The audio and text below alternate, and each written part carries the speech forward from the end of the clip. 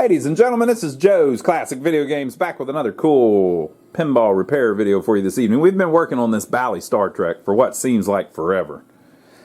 And we've done several videos on it. If you would like to see the videos that we did before this one, if you go on our channel, the videos immediately preceding this one on our channel are the videos that we did of this one before this one. We upload them in order.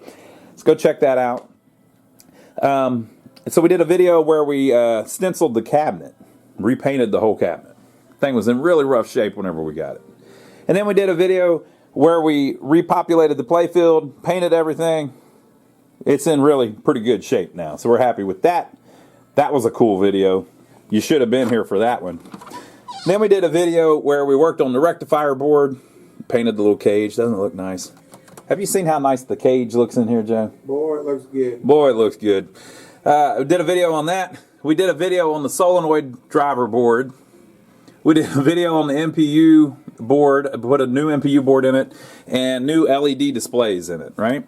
We did a whole video on the lamp driver board. It had a big mud dauber's nest on it that we took off and repaired. Voila, right? All the lamps are working.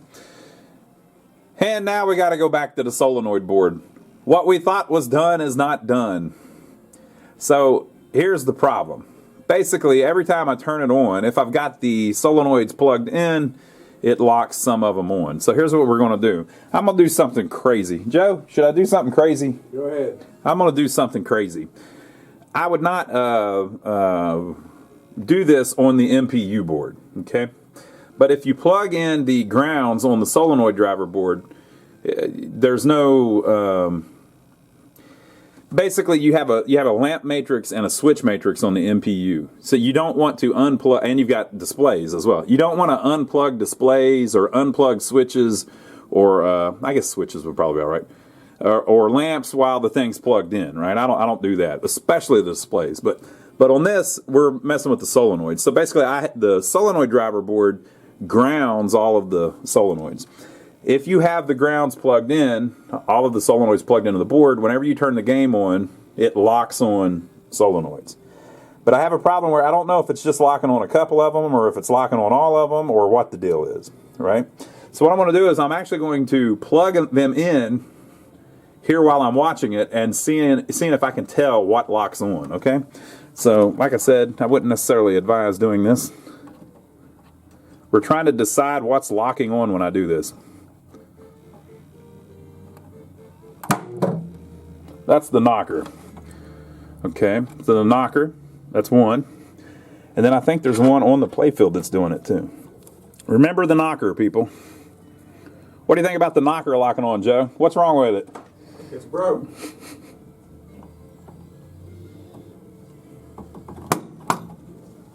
Okay. What's locking on, Joe? Is that the left one? The right one? Okay, yep, I can see it. Okay. So, the knocker is locking on and the right pot bumper is locking on. That's very useful. So, I think it's just those two, though. So, here's what I'm going to do. I'm going to pull out the solenoid driver board and we're going to take a look at it one more time. Now, we need to do that anyway because I need to replace this filter capacitor. I was going to do it on the video that we did before of it, but I didn't have any. So, I've ordered them and they've came in. And so now we can replace that. There's also a cover that goes on here that we didn't put back on because I knew I was going to have to take it back out anyway. So we'll pull it out and look at it on the board. Knocker and the right thumper bumper. Okay, so here's the board. First thing I'm going to do is go ahead and replace this filter capacitor. We got a whole bunch of them in. If I can figure out what I did with them. They're here somewhere, folks. Don't worry. Don't worry, folks. They're here somewhere. I'll find them and then we'll swap it. I'll show you the type that we use. So here's the original. It's an 11,000 microfarad, 20 volt, made the 37th week of 1979 in Mexico. Pretty freaking heavy, probably good quality.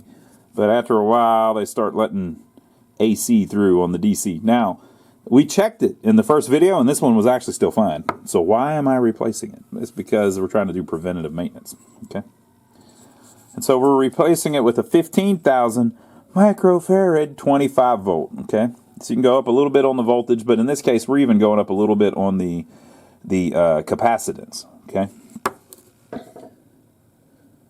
So I got it soldered in there and just zip tied it. We'll talk about that in a second. But I've been buying these on eBay. Okay. These may be from 2009, actually. I can't tell. I don't know. So they're 85 degree. Let's see if this one was an 85 degree. Yes, it was an 85 degree. Okay? So I don't want to hear any crap, people. All right, people? Come on, people. If I replace it with this... Come on now. People, now, if I replace it with the same that was in there, you can't say that it's not... You don't need the 100... if it came with the 85, you don't need with the 100... Why would you do that? Why would you go up if it... I'm already going up on the... It's going to be fine, people. Come on, people. Come on now. Come on now, people. Okay, so I put that in. I need to put the cover back on, which is this bad boy. Yeah, I've been saving it. You didn't think I threw it away or anything, did you? So this is just a little safety cover because you got some high voltage here, okay? But here's what I've done. I went ahead and removed the fuse for the high voltage because we've got those LED displays in there now. So you don't even need the high voltage, right? So we fixed it on the previous on the previous video whenever we did this, but you really don't even need it. I just fixed it so that down the road, if somebody comes up with a way to go back to plasma displays like we all want them to, it'll still work. So I zip tied this on a second ago. I got a whole bag of zip ties. You can't buy zip ties that are made in America. They're all made in China, and they break whenever you pull on them. The little tab breaks out of the middle. So you have to go through 8 of them before you get one that works. Thank you, China. You're finding new ways to screw us every day. Even your cheap zip ties don't tie and they don't zip. Anyway, somebody make some American-made zip ties, please. Okay, so I'm going to clean this off and put it back on there, and then we're going to figure out about our transistors. Now, we tested all these before, and I didn't find any that were wrong, but I must have missed something. So let me put the cover back on and clean it up a little bit, and then we'll move on. Look how beautiful. Look how gorgeous. All right, Q3 and Q14. The thumper bumper, right thumper bumper, a knocker, okay? So I'm going to see if I can tell if anything's wrong with either one of those. I already checked them once. They seemed fine. I must have missed something. So I'm going to compare them to the ones next to them and see what we figure out. So 3 and then the 14th one, okay? So let's see here. We can set you guys like that and girls like that. Get my multimeter here. We're going to put it on diode test. Okay. And then I'm just going to compare some of the legs to the one next to it. So Q2, if you measure between the top one, the middle one and the top one, middle one and the bottom one, you get an open circuit. Q3, the same. Okay. All right. So let's reverse that. Q2. Okay, so if I have the black lead on the middle leg, red on the bottom leg, I get 0.5 and 0.5. Okay, now on this one, I get 0.5 and 0.5. So it's testing fine. 3, 4, 5, 6, 7, 8, 9, 10, 11, 12, 13, 14. And then on this one, 0.5 and 0.5. Okay, so those two lock on. Now, it could be the actual coil in the cabinet, but I tested all those. Neither one of those is shorted on. You can usually tell if one's shorted on because it'll be all burnt up looking, and also usually it'll be melted. It'll have like the plunger stuck in it or something, right? So it could still be the coils, or it could still be these transistors, or it could be something farther back. So let me test a couple other things. So again, everything is doubled, tripled, quadrupled. There's 19 of everything, okay? So you can check everything by just comparing it to the one next to it. Now, a lot of these things, people will say, oh, you shouldn't check them in circuit. Well, you can check them in circuit if everything else is in circuit. So on this diode, I'm getting 0.280, okay? If I check the one next to it, I get something similar. So it's not the diode. Oh, if I can get it to... It's not the diode, okay? So there's a resistor there. Let's see if the resistor is anything weird.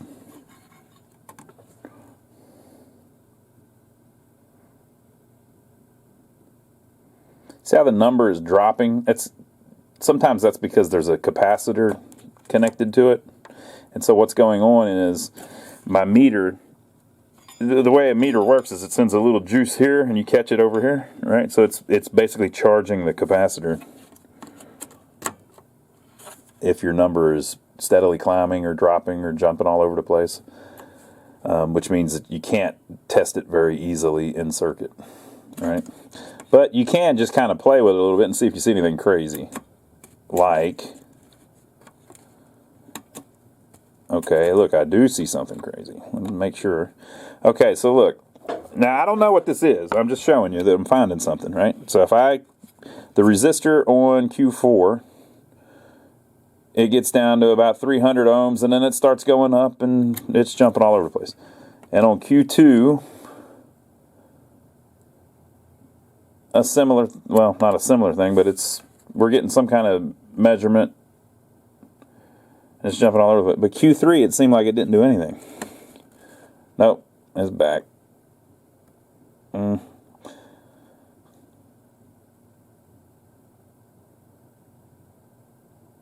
It's similar to what the other ones are doing. Okay, so I thought we had something, but we don't. Okay, we got a resistor up here. Let's see. 119 ohm. 119 ohm. 119 ohm. Okay. So that's not it. You can actually test the chips too with a diode check sometimes. Did we say 13 or 14? I think it was. I'll just check both.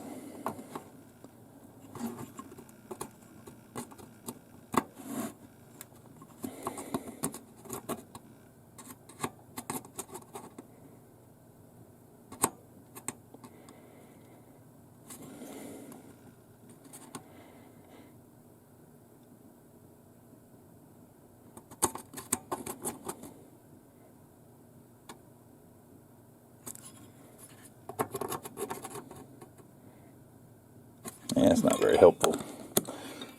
Diode test. 0.2 something. 0.2 something. We're just trying to see if they're similar to the other stuff.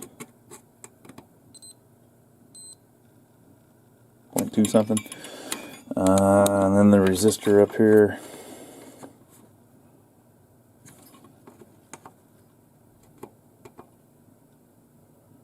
Yeah, everything seems fine, okay? So here's what I'm going to do. I'm going to go ahead and swap the transistors just in case. There could be, there's something wrong inside of them and it doesn't show up on the test, but once you put a ground to it, it does. So I'm going to go ahead and swap the two. I'm going to look again to see, I think it was Q14 and Q3, but I'll go double check. And I'm just going to swap them with new ones. These are tip 122s, and you can replace them with a tip 102. And the tip 102 is more robust and lasts longer. Now, if you wanted to get super cheap, now I'm not going to do this, but if you wanted to get super cheap, there's about 8 of these that aren't even used. Maybe more. You could take one of the ones that isn't used in this game and swap it. It's almost like you have extras being stored there. But we're going to put a nice new one on it, people. Don't worry about it, people. All right, so let me swap those, and then we'll try it back in the game and see if it fixes that problem. Okay, so I put it back in the cabinet. It's doing the same exact thing. The same two ones are shorted on. So you can check farther back. Like so, here's the transistors. If you look, they get a signal from these 3 smaller chips to turn them on, and so you can see the lines coming off and then going. There's 1 transistor, 2 transistor, 3 transistor, 4 transistor. So you can measure actually the outputs of these transistors using your meter too. You set it on diode check. Let me set you down again. We'll try it again. Let me see. Let's see at least a little bit of it. If I do it like I'm talking about. So basically what I'm going to do is I'm going to take my red lead and I'm going to put it on the ground of the board, which is also tied to the ground of the chip. Okay? And then we're going to take our black lead and we're going to connect it to all of the outputs. And you can even do the inputs too. You're just seeing if there's some kind of gate in there. You're basically looking to see if one's shorted or something like that, right? So if I check them, and an easy way I can check them is well,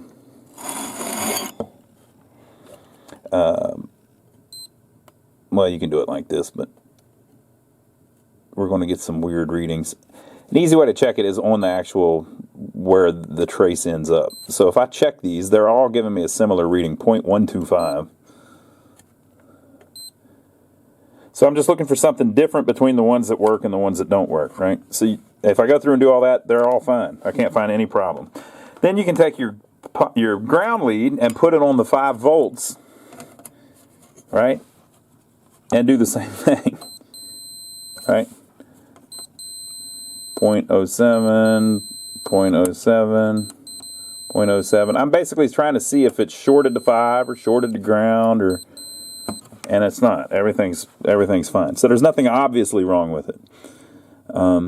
Since it syncs it to ground to make it work, well, I don't know that that's how it does the transistor.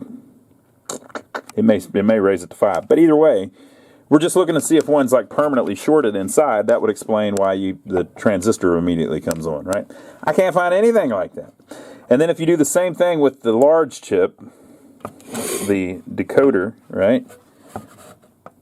You have a similar situation.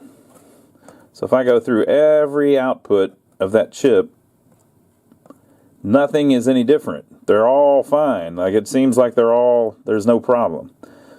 So I'm not really sure that would be interesting if that's one. I don't think it is though. I'm not really sure where our difference is. I can't find one that's got any kind of issue, or did I just find one that's got an issue?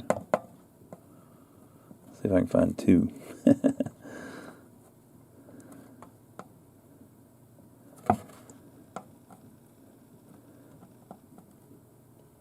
So we're just going through and looking for any of them that are different.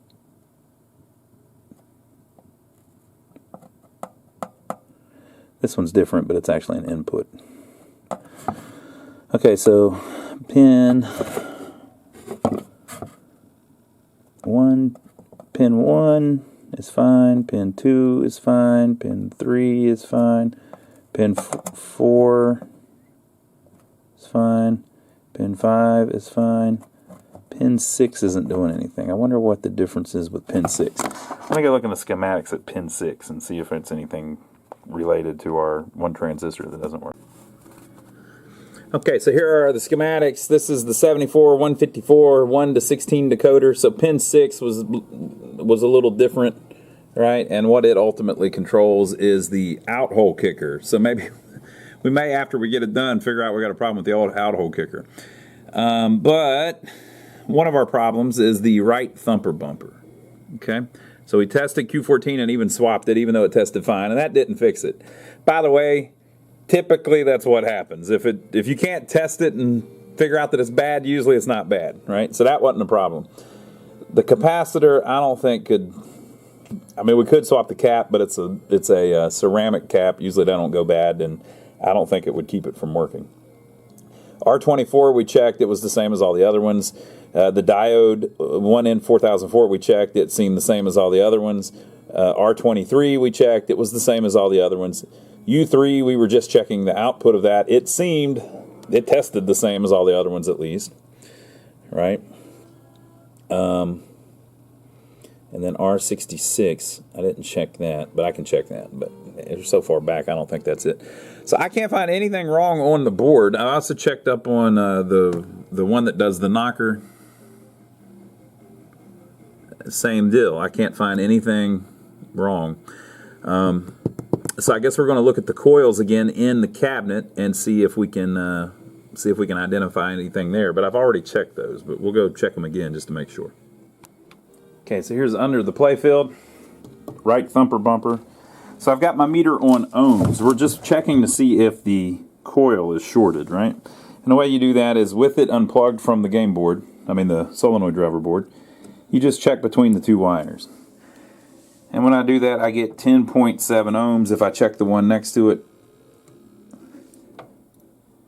I get something similar, right? And if I check the knocker down here, which is also shorted somehow, I get 10.4. Now, they don't necessarily all have to be 10, but if they're not less than about 2, they're not shorted. They're fine. Okay? And you can just check all of them in the game. I already did this, which is why I wasn't looking at that first. This one's 14 ohms. And there'll be different values just depending on how strong they are, like how strong they wanted that particular coil to be. Like, for instance, this is a big old strong badass coil here because it has to reset all of the drop targets. So it may be actually smaller than 10 ohms.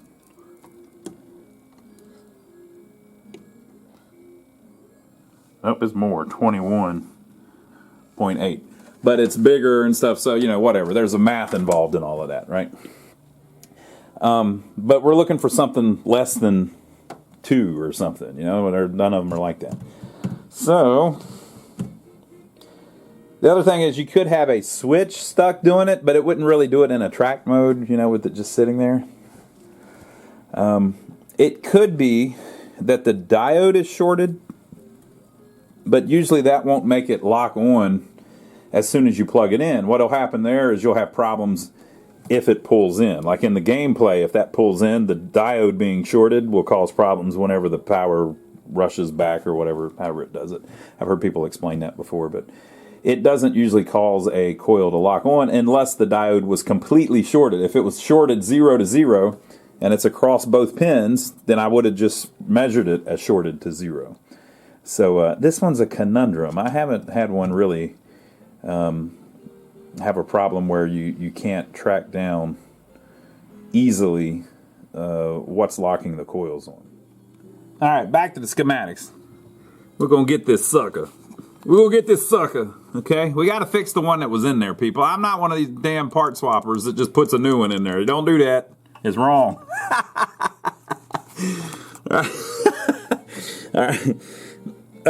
It's a 74154. Okay, so this is where it starts. Now, these signals coming from the MPU, I've completely disconnected. I don't even have that connector on there whenever I'm plugging it in because I wanted to make sure the MPU wasn't locking them on. But I made a mistake a second ago.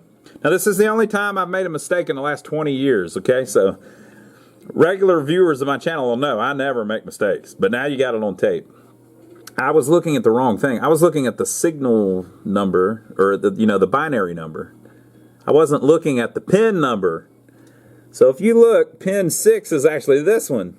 Even though it says 5, I was looking at this one, right? So I said, oh, 6, it's blah, blah, blah, blah, blah, blah, blah, blah, blah, blah, blah, blah, blah. It's the out hole, right? But really, this is 6.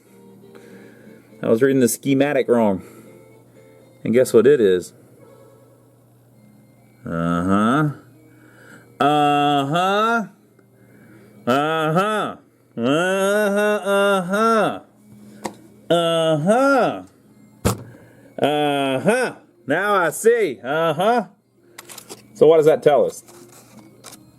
What did we learn? Okay, whenever I measured these lines as related to ground, or was it 5? As related to 5, when I measured all of these related to 5, they all seem the same, except for this one seemed different. All right, there's some weird going on with this line, but we know that already because the knocker's not working, okay? But here's what we're going to do. I've hooked up the logic probe to the board, so we got to move up a step in testing equipment. You could do it with a multimeter, but I've hooked up the logic probe to the board. I've got all of the grounds disconnected, and we're going to test all of these outputs and see if any of them are different. So the ones that we're interested in specifically are pin 6, which is the Naka. What a great name. The Naka. And then the right thumper bumper, what a great name, is pin 10. And not this fake pin 10, I mean the real pin 10. And you see, it's active when low. That's what that circle means. So we don't want it to be low because we don't want it to be active because it's just sitting in a track mode. So if 10 or 6 are low, that would mean that it's locked on. Now what would lock it on? It could be the decoder chip, or it could be this U1 chip here. But you see they're different. One's U1 and one's U3. So you would either have 2 chips bad making it happen, or the decoder would be making it happen. So it's probably the decoder, but we'll check it out with the logic probe. Let's see what we can figure out. Okay, folks, so I have hooked up the logic probe to ground and to 5. Okay?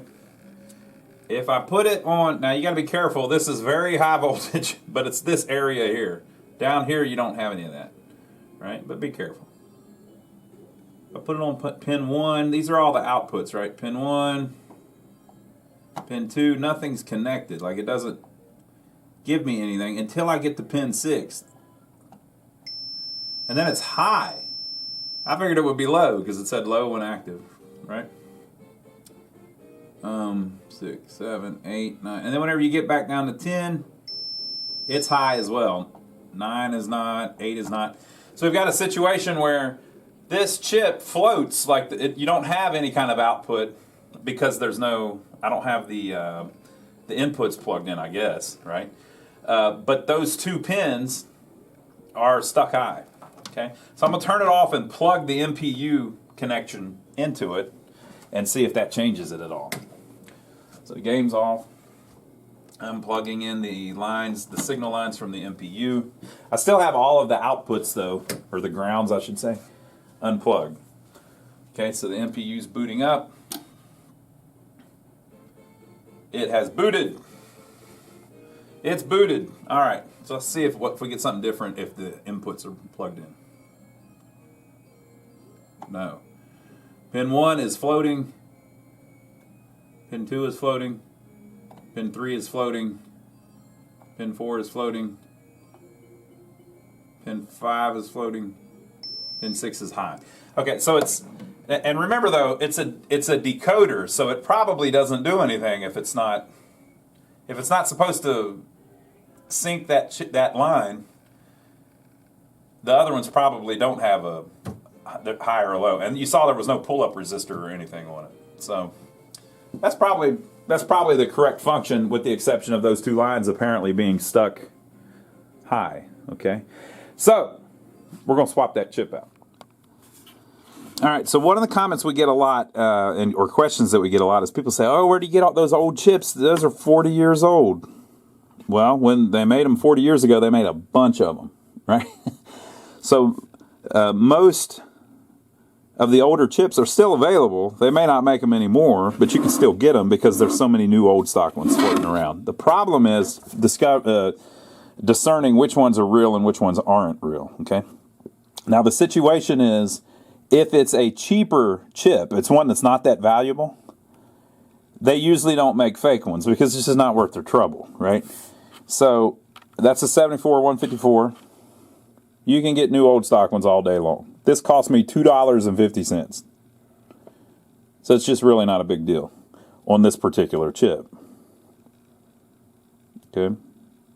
This one says that it was made the 11th week of 1993.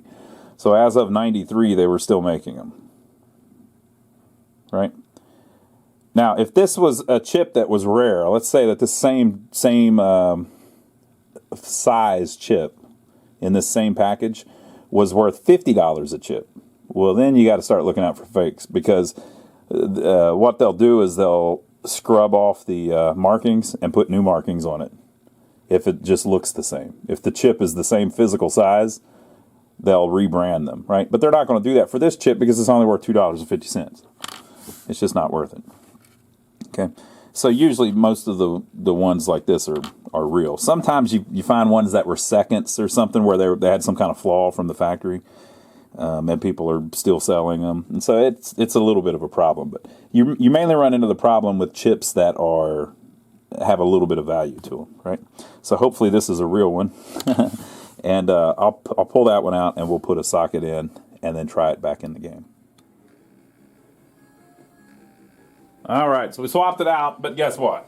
That wasn't it. If I check it now, though, pin 1's high, pin 2's high, 3, 4, they're all high, right? Which I don't know if that's good or bad. If I try to plug it in, I get the same exact 2 locking on, okay? It's the right thumper bumper, and then the knocker does it as well. Thought we had it, folks, but we did not have it. The hunt continues. So the next thing I'm going to do is, for giggles, I'm going to swap out one of these smaller chips. We'll have to even decide what that even is. Let me look in the schematics, and then we'll go from there. But I think we're making progress. We're learning all of the things that it is not.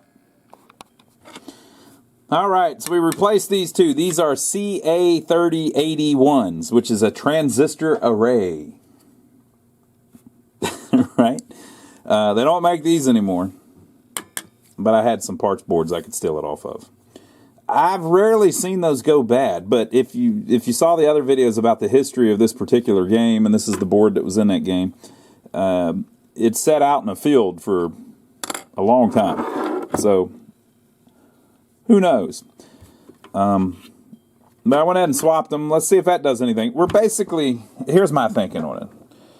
The coil is getting power, and then the other side gets ground, which runs back to the transistor. Okay? And then the board, the transistor is connected to the ground on the other side of the transistor.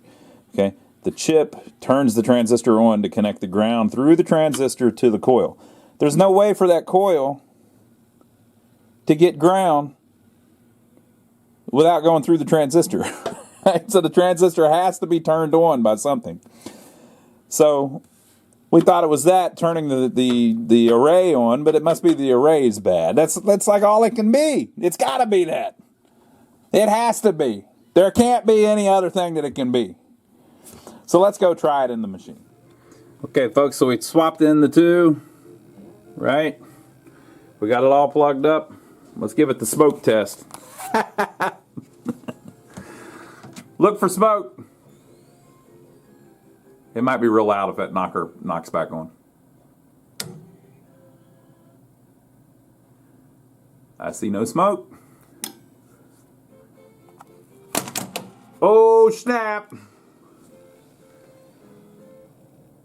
Some of the stuff reset. You know, when it starts, it resets the drop targets. So let's go into the test mode. Our first test.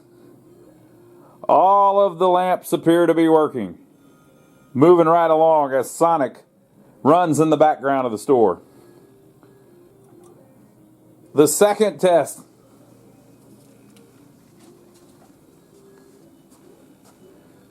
All of the displays are working, even though we took the fuse out.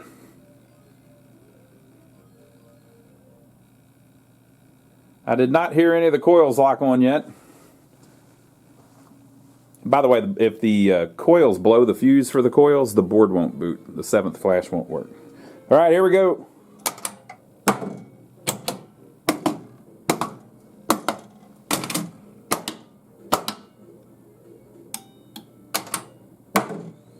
Perfect.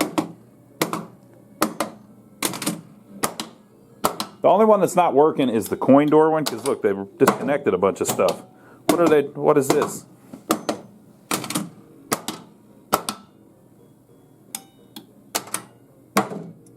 I think we fixed our coils, people. Man, this thing's coming alive. It won't be long now. All right, folks, so we got all the coils working. Well, let's do it in order again, okay? So we got the cabinet stenciled. Got all the paint on the cabinet. And then we got the play field looking good. Remember how it had wear in a couple little places? Got that looking good. Okay? And then we got the power supply working. See all the power? Then we got the rectifier board halfway working. Right? Then we got the MPU board working, which was a new one. All-Tech, great MPU board. Then we got the displays working. Wolfpack displays. Boy, they're great. They're red too. You can't really tell in the video here, but they're red. Okay? So we got that going. And then we got all of the lamps working. And then today we had to go back to the rectifier board to make sure we got all of the solenoids working. We are getting there. Now, you may notice that you don't hear the sound right now. That's because the soundboard has a crazy hum in it. So all of you people that get super annoyed by the hum on a soundboard, you're going to just love the next video where we completely eradicate the hum on the soundboard. So we'll figure out what it is. And then we need to do the switches still. So we've got the soundboard to mess with. We've got the switches to mess with. And then we have a bunch of little minor stuff. Like I need to work on the coin door a little bit. I need to put the plunger on it. I need to put new flipper buttons on it. And we need to mount the back glass in it. We need to put a new piece of glass in it. We need to put the lockdown bar on it. I need apron cards. A lot of work in these, people. That's why the price is up there, all right? A lot of work in them. But you gotta take your time and work through them or they're never going to be right. But we're getting it right. So I hope you enjoyed it so far. Make sure to give us a thumbs up for taking the trouble to film it for you. We didn't have to do all that. But we were thinking about you. We figured you'd want to come along for the ride. You know, I was talking to some people today that said that one gentleman said he saved a game from the landfill and fixed it up because of what he had seen in our videos. Right? That's what we're trying to do, people. We're trying to inspire other people to work on games that they find in their area because I'm not in your area. Now, if it was near me, I'd try to get it myself and hoard it. But I'm not in your area. So I need you to fix them up. I can't save all of them, folks. But if I can do it, you can do it. So go find a needy pinball machine near you or an arcade game and fix that sucker up. Right? So that's pretty cool whenever we hear from people that have been working through some games. Especially I love the old EM pinball machines. I just love them. I've got an EM game called Joker Ball we're going to do eventually that I got off of a guy. It's not a pinball though. It's like a gambling kind of game. It's pretty cool. We'll do that one of these days. This is my Joker Ball I was talking about. What a cool game. Basically it has these little things down in there and you hit a button and it makes them pop up, little balls, and then you pick certain ones and blah blah blah. But that thing's all EM too. I want to do that in the not too distant future. I need one of you to find me a back glass. Not the one on eBay that's not the right color. I want the blue one. Somebody find me a back glass. That one's a little rough. All right, so I hope you enjoyed the video so far. We'll get back on it tomorrow, and we got to work on the switches, and we got to work on the soundboard and a couple other things. So we'd like to thank everybody that's been using our Amazon links. If you don't know about that, there is a link to Amazon down below. If you're going to buy anything on Amazon and you use our link, it gives us a tip. So we appreciate that. And finally, make sure to check out my brother, Donnie. If you don't know about him, he's literally my brother. And he has a channel here on YouTube. And if you like watching us work on these old arcade games and pinball machines, you'd probably like watching us work on old buildings. We have some old buildings near here that we have been fixing up in a small town, and we're trying to revitalize downtown by fixing up those buildings. So go check that out, the My Brother Donnie channel. I'll see you over there on it. Hope you enjoyed it. We'll see you on the next video.